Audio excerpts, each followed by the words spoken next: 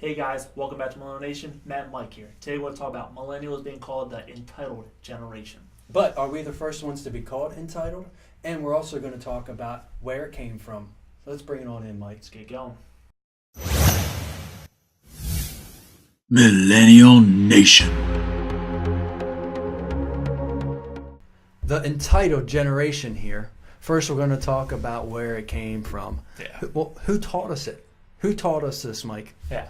I would say it started, not my parents, but the generations started to allow us to get what we want when we want it, and that was it. We say, Mommy, we want a cell phone at 8 years old. You gave them a damn cell phone. Mm-hmm. So, but it's their, it's a kid's fault that they got the cell phone kind of bullshit. No, you allowed it. Every kid has to get a trophy. I remember my ninth grade year played football. I'm a terrible athlete. When I went on that field, I didn't think I was going to make it. Some kid, I made it, and I thought I was 10 times worse than other kids. But they didn't say you need a trophy. Everybody needs a trophy. It just didn't happen when I was in high school. But now it seems like if you don't get a trophy, there's going to be a lawsuit thrown at that high school or at that rec team. Yeah. You're not guaranteed shit. Yeah. You know what I mean? The coaches say, if you're not the best player, we're here to win. We're not here to look pretty. Yeah. Get your shit. Learn your position. That's it. Yeah, it's the teachings of the parental who taught this to the kids, and then it steamrolled from young age all the way till they're high school, and then into when they get into the workforce. And that's why when we entered into the workforce, we had this sense of entitlement. We feel entitled to more.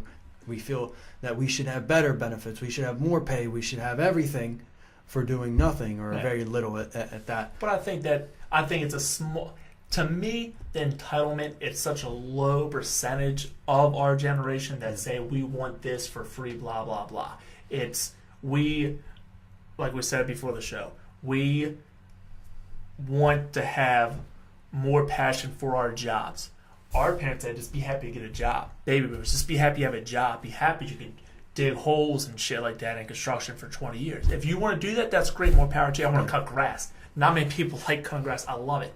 But don't get pissed because we want passion on computers and you're like, just be happy to get a job. No, we want a better lifestyle and we're going to get it. And we're hated on because we want that kind of stuff. Yeah, we have higher wants and needs, and that's all there's to it. Yeah, it's the theory of just be happy to put food on the table, to support your family kind of thing. I want to get into other things, which is the school aspect of it and how our education has kind of stipulated this major letdown theory that socialism is the way to go, pretty much, and that everybody's equal, everybody needs to be treated the same, everything. The same thing with the trophy thing, And they do, but at a certain point. Go ahead. Yeah, at a certain point when they get older, they need to understand that there is competition and what competition is, and that's the only way you're going to get yourself ready for the real world. So I think a lot of the blame has to go into our educational system as well. To handle competition. Now it's, competitions like it's great. Oh, we want cheaper prices at Walmart and stuff. But when it comes to other things in life, it's, oh no, your kids are mean, the narcissist thing. It's you're a narcissist. Why? Because I want to be the, best salesman because I pushed to get that sale. You're going to close the sale, so I'm going to go after them. That's your goddamn fault that you suck. Yeah. That's like am I looked down? Why am I looked down on, or like I'm a jackass because I pushed harder than you did? Yeah, narcissism is the new word that we use as name calling. Yeah. When it really isn't a name call. A narcissist is someone who believes in themselves, who is confident. Now, you can say that they have been overconfident, or someone who there's a limit that we say is cocky in slang terms. But I would say that someone who has narcissism, you have to have that aspect. To a degree, to run a business or to have the confidence and go out and make a business sale or to be the entrepreneur. You have to have that trait in your personality. It's really important. And there's multiple things to be a narcissist. You are, you're driven. You put people down. I don't want to say I want to compete in the workplace. I don't. I want to dominate the workplace. Is that wrong? Oh yeah, no, but that's a trait of being a narcissist. No, I want to be number one. Is that wrong? Yeah. To want to be the top salesman, the top, producer in your company. And so many people are taught that that's wrong. Oh no, just be like you said, be happy for feeling too. Bullshit. Don't eat Big Macs the rest of my life, or don't eat goddamn lobster and shrimp. I'm going for that shit. And if that makes you feel bad, that's because you have fucking low standards. Yeah, absolutely right. And the last thing that I want to bring up is what caused it is our welfare system that was brought in years ago and has substantially increased throughout our economy. Basically, we have a whole economy that's built on subsidies, and it's growing and growing. I think it's the new bubble that's eventually going to burst because a big percentage of our economy is ran from it.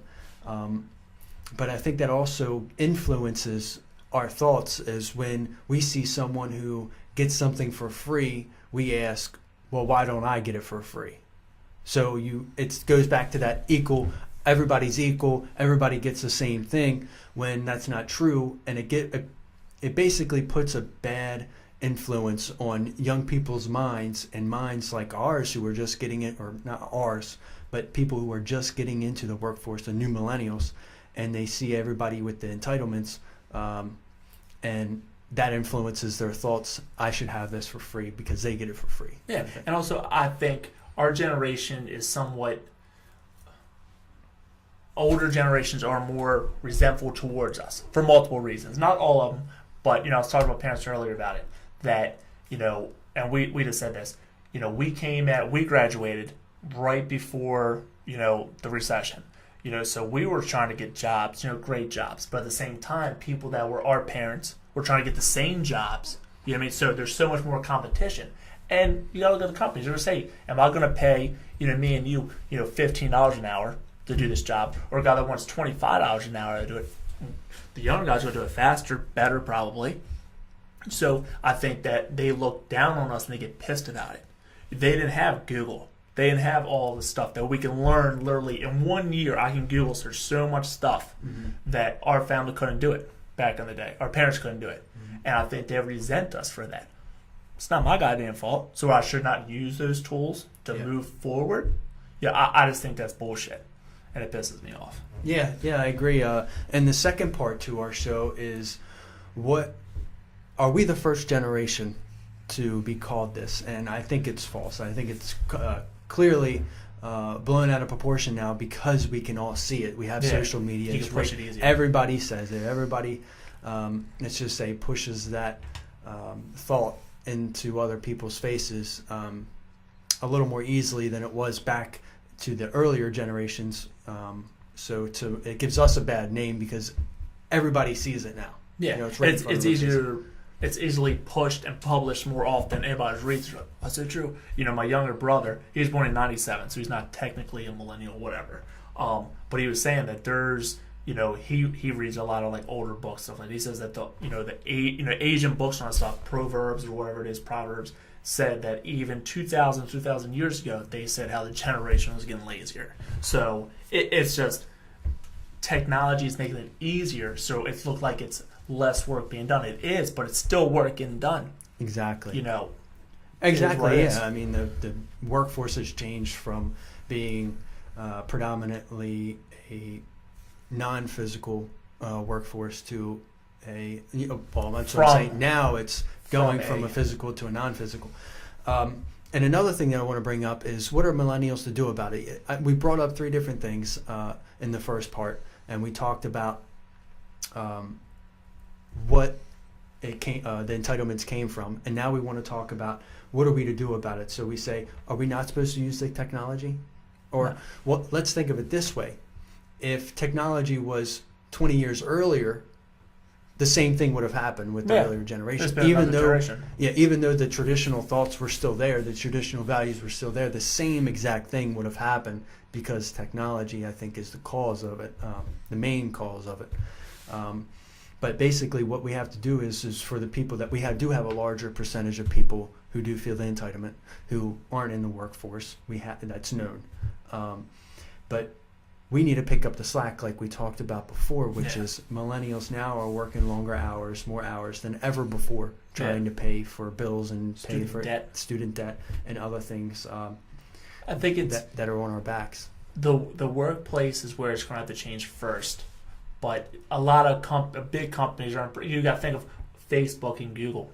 They were founded by millennials. You know what I mean? So it's going to take a while for the workplace itself to to look and say, how come we're losing millennials? It's because you say, just do this job 9 to 5. Don't ask questions. Just do this, and this in order over and over again, like factory jobs. We don't want that kind of shit. We want the STEM jobs. We want to be behind computer and all that stuff. So it's slowly in the next few years, once the baby boomers start retiring, 10,000 a day, whatever it is, for how long, once they step out and we fill their places, it's just going to be easier to, move, the whole thing of millennial in the workplace better.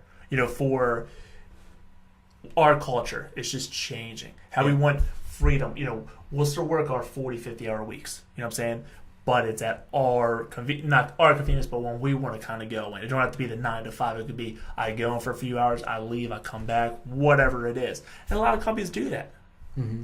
And that's how they keep them. And you feel like you have a purpose. When you go to work, I feel like I'm doing something with my life and for the better of the world, not just a paycheck. Mm-hmm. Like it was 20 years ago. You're just putting food on the table like the thought was before. Yeah. And people have to understand that is old traditional thinking, and it is going away. Yeah.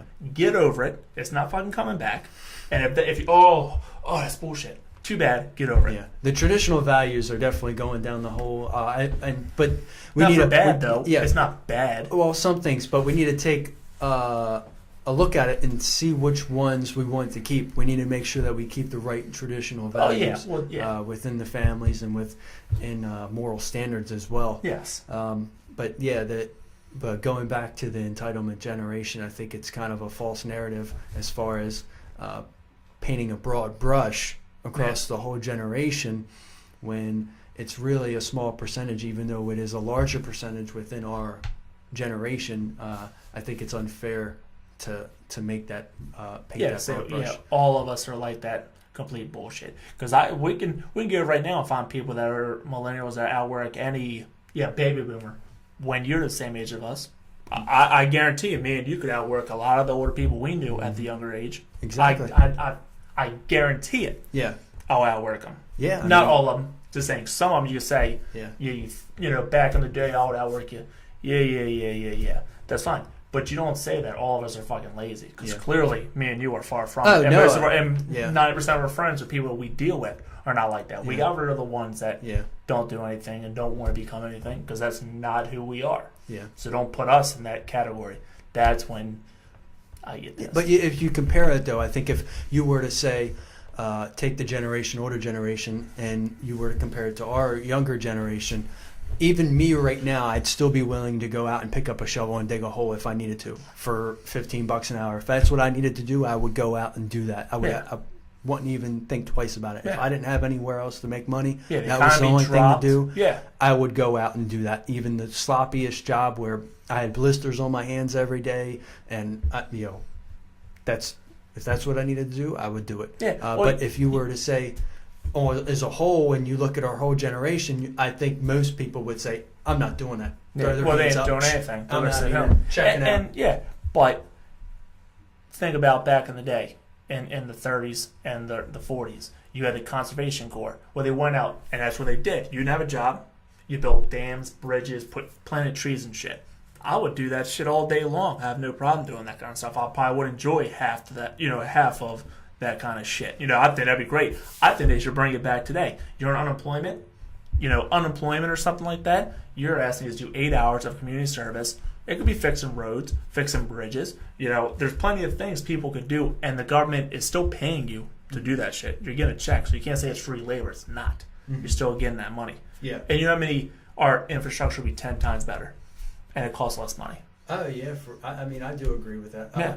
To a degree, I would agree. Well, yeah, you're not going to say, okay, you 30 people come here, you're going to go build this bridge, go do it. You're going to be supervised. It's of course. Yeah, but I think something like that would be freaking awesome. Yeah. You ain't doing anything anyway. It's either you do 8 hours a month community service, or you prove that you went to 3 or 4 interviews. And I mean literally proof, not just, I went to Walmart, Rural Farms. No. I want to see who the hell you talk to in the interview time. So if I call them, They better say, yeah, that guy was here trying to fry chicken or work in Walmart. Yeah. Well, we know those scams that they go on and they apply to the same job every single month or every single week, and also they apply to jobs where they know they can't get them.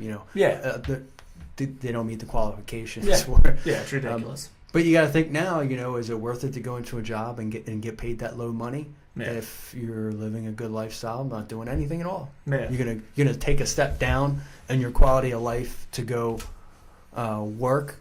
Yeah. When you don't need to work at all and have a higher quality of life. But is that all millennials are doing that? No, I'm not saying that's millennials. I'm just saying that's what's influencing millennials to have the mentality is they're getting this for free. Well, why can't I get that for free? And I think we're losing the motivation as well, because of that. Yeah, what do you say? 30% of America gets government assistance. Yeah, of some type. Point, or some point. 48 months or more. Yeah, that's terrible. Yeah, that is terrible. And that's, like you said, that's not just our generation, because they make our generation look so shitty. It just pisses me off. But it's widespread from 18 to, what do you think? Probably mid 40s. People are still using that shit. Guaranteed. Yeah. And we know people. I know people that have, they're 40 years old and they have still younger kids, and they keep having kids because they know they're going to get more money out of it. Yeah. So why do I need a job? Yeah. Baby, that's exactly right, and it's generational too. So you have the kids and you grow them up in that kind of lifestyle, then they feel like that's the lifestyle that they should live in. Why go out and get anything better? I think we could talk about this on and on. My blood pressure's high. Yeah. Well, I hope you guys enjoyed the video. We got into a couple different things, and we talked about entitled generation, how we think that we don't necessarily, we aren't the first ones to be called the entitled generation. However, we do have a large portion of our generation that feels that they're entitled. So they do have a point. But anyways, I hope you guys like us and share us, and we'll see you next time. Yep. Thanks, guys.